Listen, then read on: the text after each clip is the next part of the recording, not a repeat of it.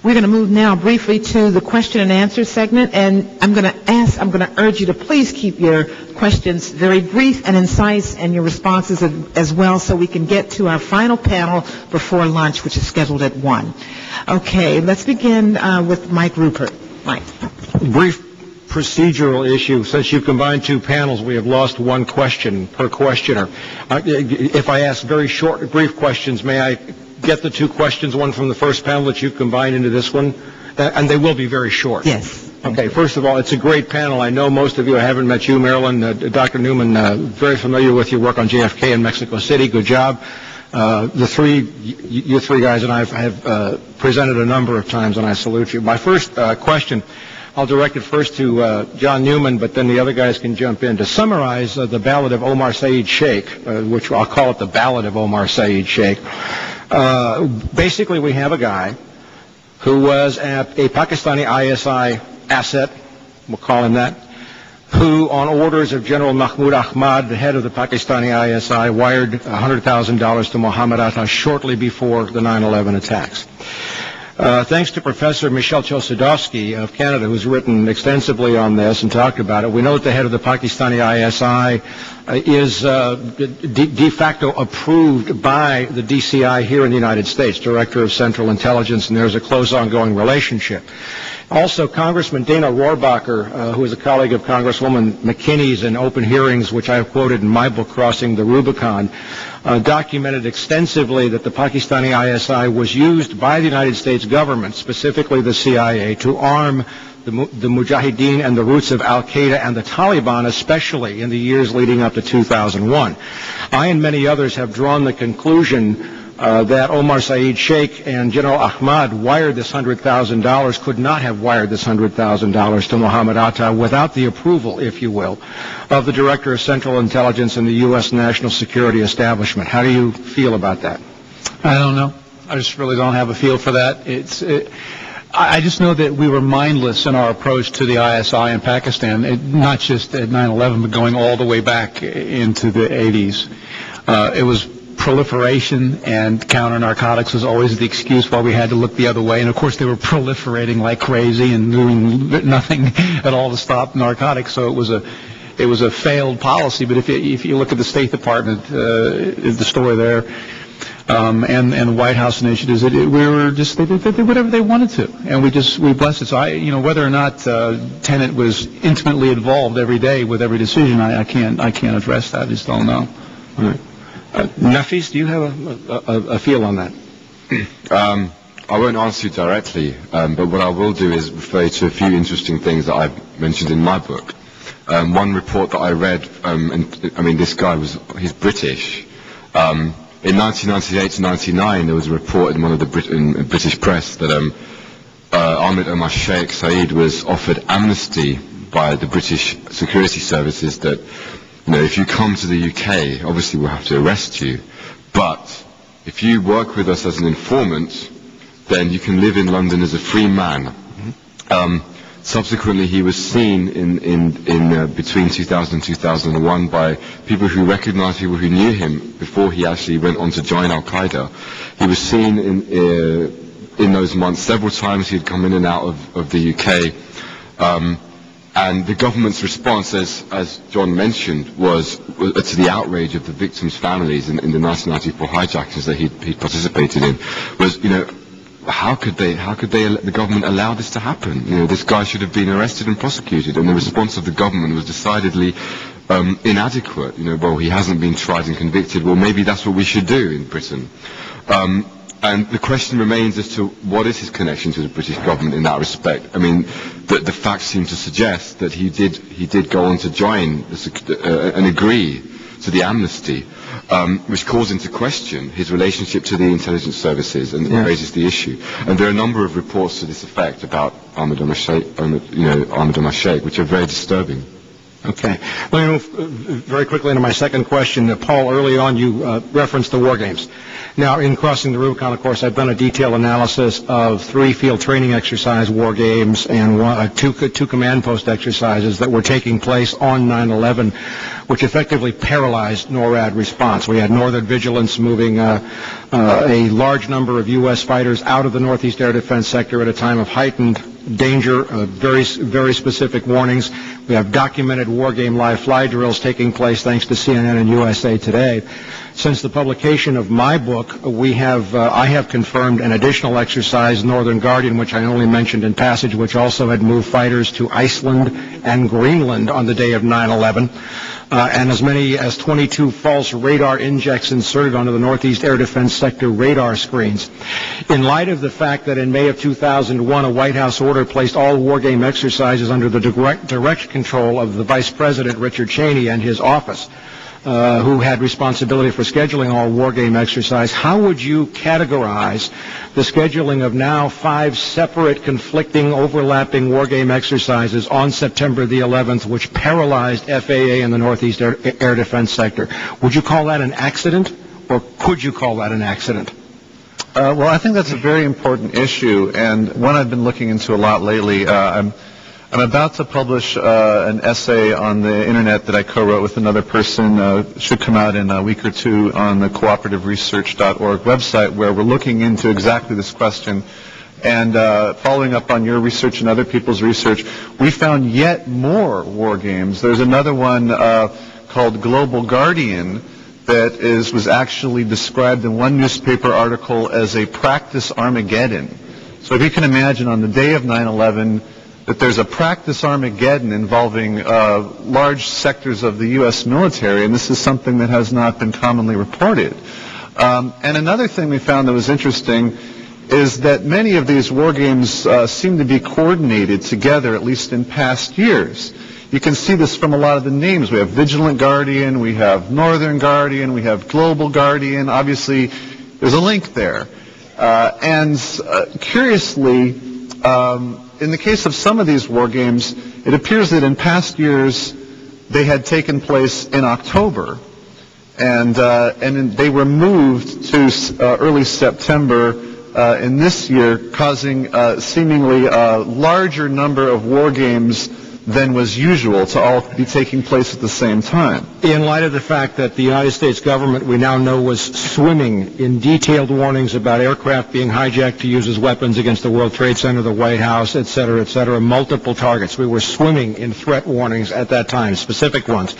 Does it make sense to you that these 5, 6, however many now war game exercises would have been scheduled so as to weaken the response capabilities of NORAD or Northeast Air Defense Sector at that time? Yeah, of course not. In fact, I find very interesting, which was mentioned in the New York Times and seems to have missed most people, is that in early July, Richard Clark and Condoleezza Rice were in a meeting, and one of the things that came out of that meeting was that they directed the FBI, the CIA, and the Pentagon to prepare for 3 to 5 simultaneous terrorist attacks.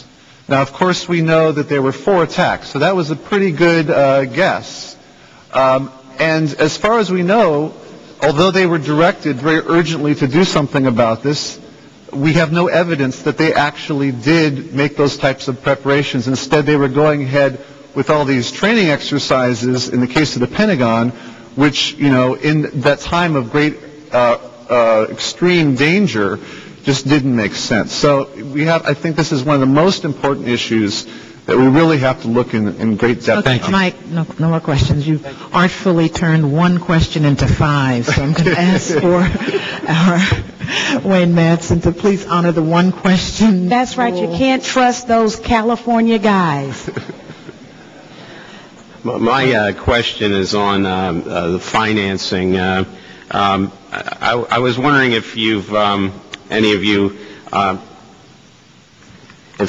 have looked into the activities of Russian arms dealer Victor Butt, who was transporting weapons, passengers, providing other air services for the Taliban and Al-Qaeda from his base of operations in the United Arab Emirates. If I could just interrupt there, I believe I'm on the schedule to speak a second time, and I'm actually going to speak at some considerable length about Victor Butt. Oh, okay, that's good. Why don't we save that until the next panel discussion then? The thing on the other intelligence director who resigned from an agency that was affiliated with al-Qaeda activities, and he was the head of Saudi intelligence, Prince Turki al-Faisal, who, by the way, has now been named by Saudi Arabia as the replacement ambassador for Prince Bandar, and he. Right now, it looks like the Bush administration, he's going to be allowed to present his credentials to President Bush, but Prince Turki had many meetings with bin Laden and Taliban and al-Qaeda leaders, so if anyone could talk about his role in helping to fund, he's denied it, and he sued Paris Match, the French magazine, for libel successfully, but I don't think we have to worry about Saudi lawyers in the United States. So can you say anything about Prince Turki and what he did, similarly to what Mahmoud Ahmed did with the ISI? Yeah, I could probably speak to that issue. He was fired. He had been director of the Saudi intelligence agency for something like 25 years, and he was fired about a week before 9/11. And I believe the Wall Street Journal and maybe one or two other newspapers actually speculated that his firing may have been a result of the Saudis having foreknowledge of the 9/11 attacks and essentially trying to cut their losses because of his deep involvement with al-Qaeda. So that certainly is one possibility. And there are numerous press reports that suggest that he was visiting bin Laden in Afghanistan a number of times. He was participating in some very important meetings that involved Saudi intelligence and the bin Laden family outside of Osama, where large payments were made, agreements that we're going to send so many hundreds of millions of dollars over the next few years to al-Qaeda, and in return you promise not to attack Saudi Arabia. So there are all these different things that really need to be addressed, and the many 9/11 relatives have joined this Saudi lawsuit that have named him and many other people as essentially accomplices to the 9/11 plot. Unfortunately, he was taken off of that lawsuit because he has diplomatic immunity as a result of being an ambassador. I'd like to piggyback on that point, too, that the Crown Prince Abdullah did go to Afghanistan in early May to try and argue the case for not conducting attacks on the United States from Afghanistan. And I don't have time to go into the details of that, but if you look closely at that, I've always had the sneaking feeling, looking at the material, or what we do know about it, that it betrayed an early knowledge that the Saudis may have had of the attack. I'd first like to thank people who compile reconstructions and chronologies without which analysis and conclusions are not possible. Prince Turki, has he not just been announced as the new ambassador here in Washington? I guess so. Yeah, yesterday. Wow.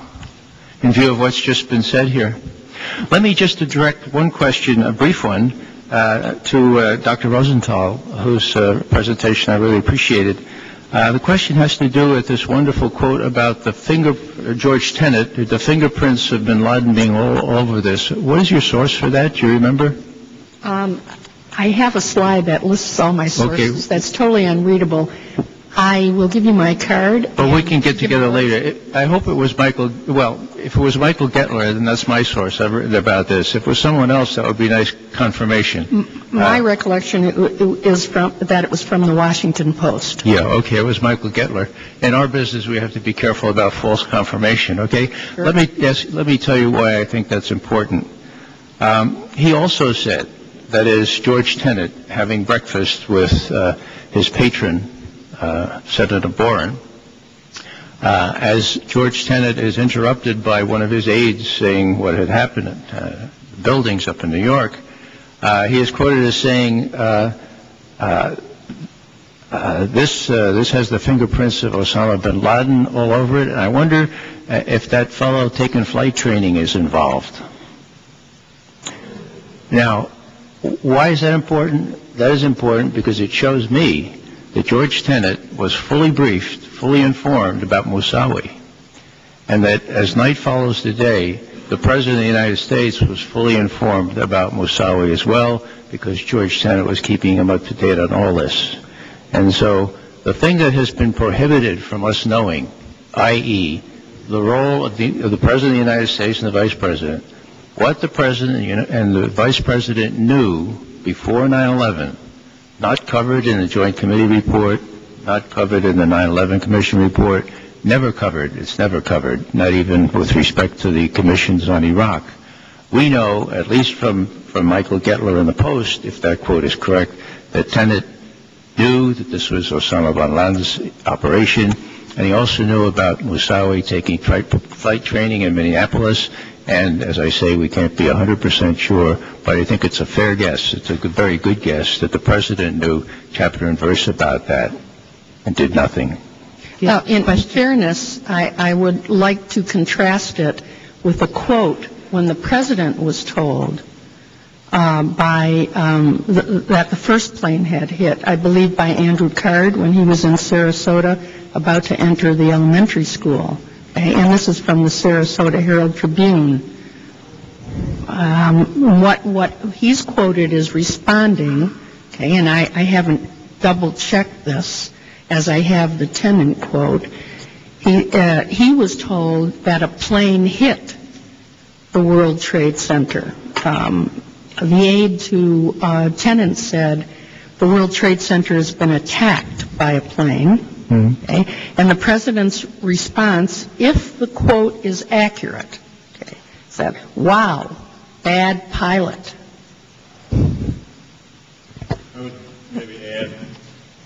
I would maybe add that in the 9/11 Commission report, there is a little bit of discussion, although they didn't interview Colleen Rowley separately from the Joint Committee or the other people in Minnesota, but using their material, the focus on Moussaoui fit within that framework of knowing what it was about, because at one point a supervisor was berated by someone at headquarters. They don't name people in most places.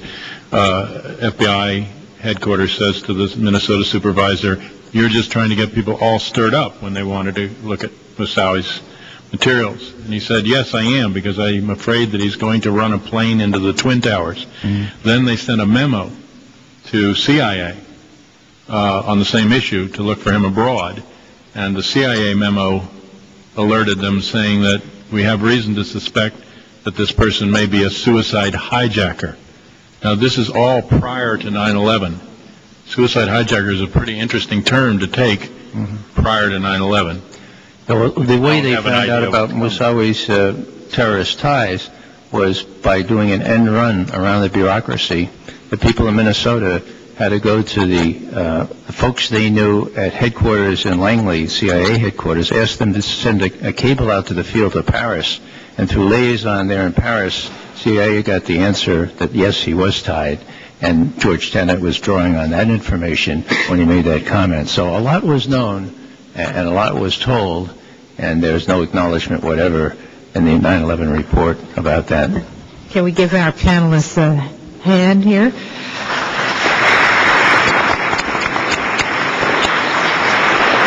We are, in the interest of time, and in as much as your thirst for knowledge and this information has required us to make a slight adjustment in our schedule. Rather than take a full hour break for lunch, we're going to break now. We will return here by 1 o'clock, which is basically a 10 or 15-minute break.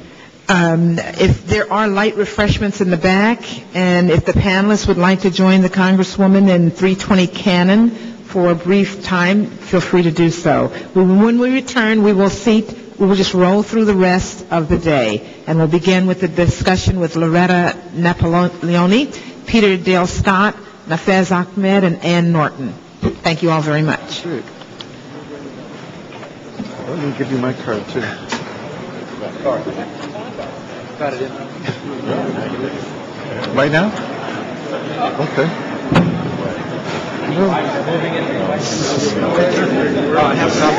Okay.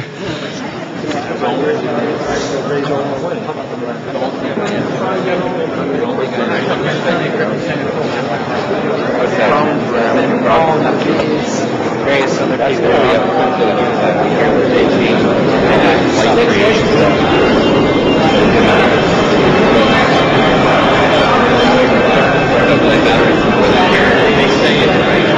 Tomorrow and Friday on C-SPAN, a public hearing reacting to the 9/11 Commission's initial report, hosted by Representative Cynthia McKinney.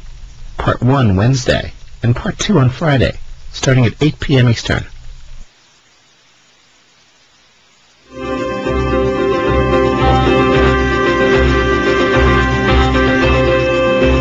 Next, a Justice Department indictment alleging planned terrorist attacks in California.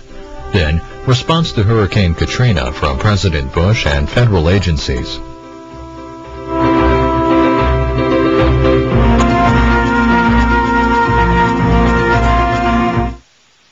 Thursday on the C-SPAN networks. Live programming begins at 7 a.m. with Washington Journal and 2 takes on the economy.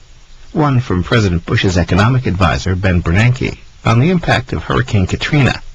The other from Los Angeles Times reporter Peter Gosselin on the financial situation for the middle class. Also, a preview of an assisted suicide case coming before the Supreme Court.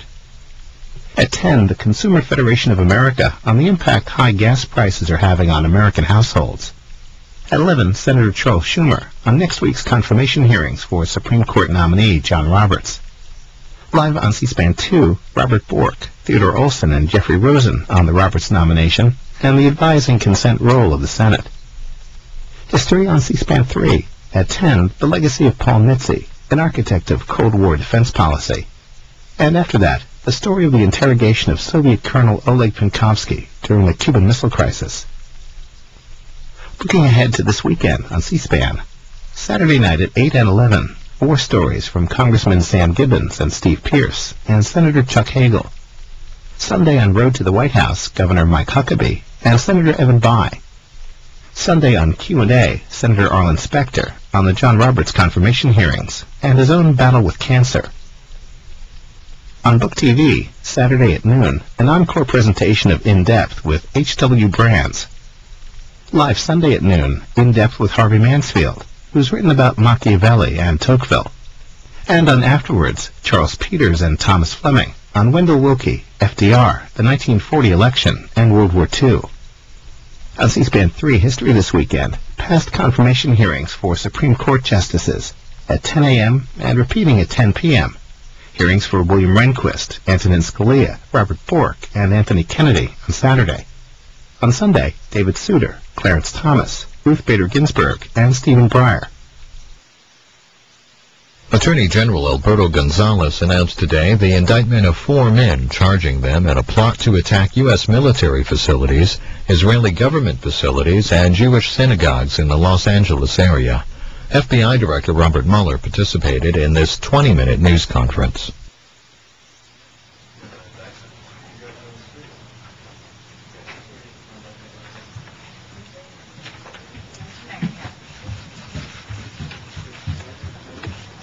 Good afternoon.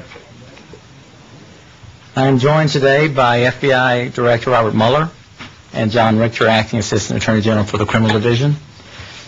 This summer, Americans watched so-called homegrown terrorists unleash multiple bombings in the city of London.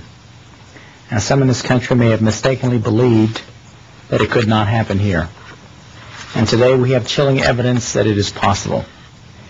But thanks to the work of able investigators and our strong partnerships among state, local, and federal law enforcement, we are here to announce the indictment of 4 men in an alleged conspiracy to commit terrorist acts in the Los Angeles area. Had these 4 defendants succeeded in their alleged plots, their attacks would have taken an untold number of Americans. The conspiracy alleged in the indictment returned by a Santa Ana, California grand jury extends from the cells of a state prison in Northern California to the communities of Southern California. 3 U.S. citizens and 1 legal permanent U.S. resident, originally from Pakistan, are charged with seditious conspiracy. Their alleged objective was to attack U.S. military facilities, an Israeli consulate building, and several Jewish synagogues in the Los Angeles area. The indictment also charges that the defendants were planning to finance their conspiracy using the proceeds from a violent crime spree. The six-count indictment alleges that Kevin James, LeVar Washington, Gregory Patterson, and Hamad Samana conspired to commit terrorist acts in the United States. The indictment specifically alleges that Kevin James, an inmate in California State Prison, Sacramento, recruited fellow prison inmates to join JIS, a radical Islamic organization. Kevin James allegedly preached that it was a duty of JIS members to kill infidels, perceived enemies of Islam. James' definition of the enemies of Islam included U.S. government personnel, supporters of Israel, and Jewish Americans. To achieve his extremist goals, James allegedly sought to establish cells of JIS members outside of prison to carry out the violent attacks. According to the indictment, defendant LeVar Washington was recruited into JIS while in prison. Kevin James then directed Washington to recruit 5 people after his release from prison in December 2004 and train them for covert operations. James further ordered Washington to acquire firearms with silencers and to contact explosive experts so they could make or learn to make bombs that could be activated from a distance. In the months that followed, it is alleged that defendants Washington, Gregory Patterson, and Hamad Samana targeted and conducted internet research on and surveillance of U.S. military facilities in the Los Angeles area, specifically recruitment centers and military bases. In addition to the U.S. military targets, it is alleged that the co-conspirators specifically listed for attack Israeli and Jewish facilities in the Los Angeles area, including the Israeli consulate, El Al, the national airline of Israel, and various synagogues. Members of the conspiracy conducted surveillance on several of the synagogues, researching and planning to attack the synagogues on Jewish religious holidays in order to maximize the number of casualties. According to the indictment, the defendants purchased weapons in furtherance of their terrorist conspiracy and sought to finance their terrorist plans by robbing gas stations. Specifically, the indictment charges that beginning May 30th, 2005, the defendants, armed with shotguns, did rob or attempted to rob gas stations 11 separate times in cities and towns across Southern California. They also engaged in firearms and physical training in preparation for their terrorist attacks. If convicted of all charges, each of the defendants faces life in prison. Each of these defendants, however, is presumed innocent until proven guilty in the court of law. I want to commend the men and women of law enforcement. Thanks to the communication and coordination of law enforcement at every level, we were able to connect the dots and make these arrests before any American lives were lost. I'd particularly like to thank the FBI and the state and local law enforcement members of the Long Beach Joint Terrorism Task Force for their efforts in this investigation. As our men and women in uniform fight beyond our shores to protect America and bring freedom and democracy to Iraq and Afghanistan, it is up to us to defend our military men and women and our fellow citizens here at home. I'd like to have Bob Mueller now say a few words, and then we can answer any questions you might have. Bob? Thank you, Judge. Good evening, everyone. And today we have disrupted an alleged extremist plot conceived in a California prison, and the members of that plot have been indicted. This is the result of the dedicated efforts of more than a dozen law enforcement agencies and prosecutors' offices working in partnership over the last several months. The cell's plans were prevented as a direct result of the immediate and effective action taken by officers of the Torrance Police Department as well as the Los Angeles Police Department.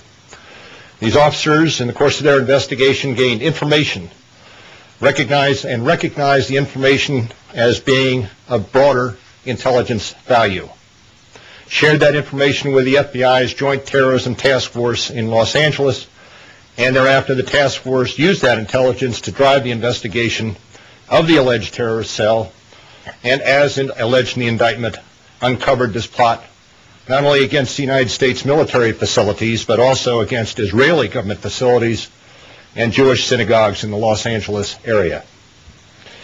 Local, state, and federal authorities worked together and shared information together. Ultimately, that shared intelligence and our joint efforts helped us piece together the alleged plot now outlined in the indictment returned today. I would also like to thank members of the state and local law enforcement community, in particular the Torrance Police Department, the Los Angeles Police Department, members of the Joint Terrorism Task Force, and others who work closely with the California Department of Corrections, the Drug Enforcement Administration, the United States Air Force Office of Special Investigations, and the other agencies who participated in this investigation alone with themselves or as a part of the Joint Terrorism Task Force in Los Angeles. Thank you, and be happy to answer any questions you might have. Dr. Mueller, what more can you tell us about this JAS group? How many people they may have either inside prisons, outside prisons? How many people are under investigation? Well, I can't tell you the number of persons under investigation. Today we've indicted 4 individuals. They're alleged in the indictment of being part of this group, and the investigation is ongoing. How serious or widespread is this issue of recruitments within prison walls? It has been something that we have been concerned about for a number of years. We have worked with the Joint Terrorism Task Forces to work with, in each of the states in which they're represented, the state and local correctional authorities to assure that we are alerted to instances where radical groups could arise in prison. On the federal level, we have worked with the Bureau of Prisons to monitor and assure that violent groups such as this are identified early on so that we could address them. I might add that you have in prisons, as we all know, we have a number of violent groups who extend their activities outside of prison, whether it be prison gangs or white supremacist groups and the like, and we are attuned to each of these entities who present a threat in our prison systems. Dr. Mueller, can you tell us a little more about, you testified about this issue to Congress, but why is the Bureau just now sending out a letter? Can you explain us what this letter is from headquarters to, or from whatever? My understanding is there was a letter from the field office in Los Angeles that followed up on a conference that they had on this particular subject. I can tell you that over the years since September 11th, on a number of occasions, we have worked through the Joint Terrorism Task Forces with the local correctional facilities and with the Federal Bureau of Prisons to address the possibility of radicalization and radical groups arising in prison. So this is not the first time we have done it. Maybe the first time you've seen the letter, but this has been an ongoing concern of ours since September 11th that we have sought to address in a number of ways. Director Miller, 2 questions. We have, in the past few years, used to having terrorism press conferences here framed in terms of war against Al-Qaeda, war against Hamas, Hezbollah, organized foreign-based terrorist groups. As I read this and listen to what you said here, there's no reference to any foreign organizations or involvement in this, and I just wonder what that says to you about the evolving nature of the Bureau's counterterrorism efforts. Well, there is no reference in the indictment to any international group. That is accurate. I could speak at some length, as I have in the past, about the efforts of the FBI to address terrorism, both domestic as well as international. As you well know, we have now 105 Joint Terrorism Task Forces. We had 35 before September 11th. We have field intelligence groups in each of our offices. We have a direction and requirements from headquarters with regard to areas in which we think the country may be vulnerable, that we follow up with our investigations as well as with our work with state and local authorities to identify the threats to the United States, whether those threats come from domestic terrorist groups or international terrorist groups. And the case today is an example of the work that we've done with state and local law enforcement. It is an example of intelligence coming from our work with state and local law enforcement, finding its way into the Joint Terrorism Task Force, pursuing the investigation as an intelligence investigation and a law enforcement investigation for a period of time, until such time as it became appropriate to request that the grand jury return indictments. And so this, in my mind, is an example of the work we are doing with state and local law enforcement to address terrorism, whether it be domestic terrorism or international. The nature of the threat, and whether this is telling us something about the nature of the threat that the Bureau and the American public is facing, the evolving nature. I think what we can say is certainly everybody understands the threat from Al-Qaeda. We went through September 11th. We understand the attacks that have taken place across the world. And so that is a threat that we deal with. We are concerned about persons coming into the United States and undertaking such attacks. But at the same time, we've always been concerned and always addressed through our joint terrorism task forces the possibility of homegrown groups, whether they have a particular ideology or not, who desire and express not only the desire but the willingness and the ability to undertake terrorist attacks. And what we have today in this particular example is, I believe, a story that it tells us how far we've come in terms of working with state and local law enforcement to identify a threat and then move to disrupt it. You believe that it's purely a homegrown threat? Let me just say one thing. We've, in discussing our efforts since September 11th, we've described it as a war on terrorism, not specifically a war on Al-Qaeda. We know that terrorism exists in many forms. It exists not only internationally in terms of a threat to America, but also here domestically. And so we have worked within the Department of Justice to reorganize, to reform, to shape our thinking about dealing with the terrorism threats generally, not solely focused on Al-Qaeda. One of the men indicted was a Pakistani national. Do you have any connection with any other overseas groups, or does this seem to be purely and exclusively domestic? We do not have currently ties to international terrorist groups, but in the same breath, I'll tell you the investigation is continuing. Do you think these men were apprehended quickly enough? 11 gas station robberies seems like a lot, and it takes time to rob 11 gas stations.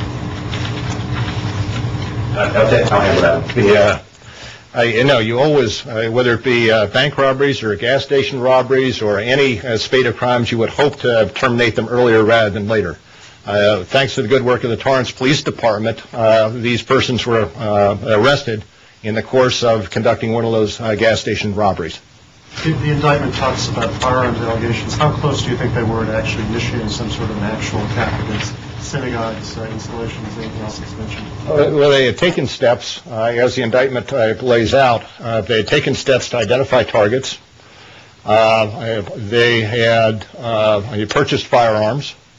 They were in the planning stages, and consequently, on a spectrum of activity leading up to a terrorist attack, they were well on the way. I would just add that, this is a little bit unique in that these folks had plans to commit terrorist attacks, but they had also engaged in violent acts to further that. And so this is a little bit different. Yes. On another subject, if I can, there's a lot of concern. Any more questions about this issue? A criminal division question about the charging decisions. Number one, how much dust did you have to blow off of the seditious conspiracy statute, or is that something that you just use a lot around here? And secondly, why are there no what would call conventional terrorism charges? Well, the seditious conspiracy statute has been used by the department in terrorism cases ranging from the 1998 embassy bombing cases and before that. So it is obviously not a new statute, but it is a statute that has been used in recent memory appropriately. And we've used it during even more recently than that, and I'd be happy to give you a rundown of when we've used that statute. Since 9/11? I believe so, yes. And we make our charging decisions based on the facts as they are presented to us, based on what we find in the investigations. In this case, we believe, as alleged in the indictment, that we can prove beyond a reasonable doubt the defendants intend to levy war against the United States through terrorism. Will you change the subject to the hurricane for a second outside of one more question on this issue?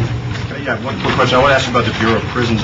There's been comments by unnamed law enforcement officials that there are more alleged JIS members in prisons. Is there any kind of administrative action that's being taken to sort of try to deal with that threat? I mean, and still balance that with the rights of prison inmates? I mean, like, what do you do to try to, like, get to the bottom of that within the prisons? I mean, of course, we've had rooms or something. Well, we've had conversations, numerous conversations and discussions about this issue with respect to our federal prisons, and as the director indicated, we've had numerous conversations with state and local officials regarding radicalization of inmates in state and local facilities. Are we concerned about it? Of course we're concerned about it, and we're trying to do everything that we can to identify the problem and make it certainly more difficult, if not prevent it entirely, from occurring within our prisons. The charges say that this individual, James, started this group himself. What is the information you have on the extent to which it has spread to other states? I think the indictment speaks for itself, and as I say, the investigation is continuing, and I don't want to get further into the facts of the investigation. I mean, beyond the facts of this case, you don't have a good sense of whether this group itself has spread beyond the California state? I'm not going to say we don't have a good sense. What I'm saying is that I don't want to get into any other aspects of the investigation that aren't in the indictment. Attorney General Gonzalez, there is concern out of the hurricane zones of possible price gouging. Sure. I wanted to ask what you're doing with the FTC to try and head off that profiteering, not just in that area, but also regarding fuel prices nationwide. Well, we have been meeting today talking about the appropriate response, things that we can be doing to assist citizens in the affected areas. Obviously, one of the long-term things we're concerned about are issues like price gouging, fraudulent charities. And so we're looking at perhaps setting up a task force, working with other agencies to put in place an infrastructure to deal with these kinds of problems. Short term, we're focused on ensuring that we've got law and order, sufficient law and order, working with state and local officials, providing whatever assistance we can to ensure that there's law and order in those affected communities. And obviously, that's our number one priority, is to focus on that short term. For profiteers? Well, anyone engaged in criminal activity, I can assure you that there are going to be investigated. Obviously, state and local officials have jurisdiction over certain kinds of conduct, but to the extent that we can provide assistance with respect to even state and local prosecutions, we will do so. But if you're talking about criminal violations of federal law, that will be something that we'll be looking at very hard. The I office in New Orleans, is it functional? Is the U.S. Attorney's Office functional in? We are functioning. I will say that we are functioning everywhere. Physically, the U.S. Attorney's Office in New Orleans is closed. The U.S. Attorney is currently in the Baton Rouge office, and we're doing the very best we can. I want to assure the citizens in the affected area that the federal laws are being enforced, but there are some challenges. For example, the courts are shut down. I understand the Fifth Circuit is going to be meeting on Friday to decide or vote as to whether they're going to continue doing business. And so we've got some challenges that we have to work through, but I want to be as reassuring as I possibly can, given these circumstances, that we are going to enforce the federal laws. Do you know whether all of your employees are accounted?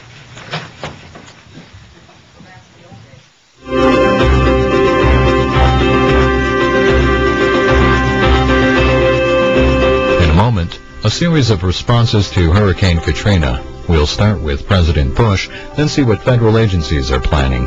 After that, a look at effects on energy supplies from Texas Congressman Joe Barton, followed by the American Petroleum Institute.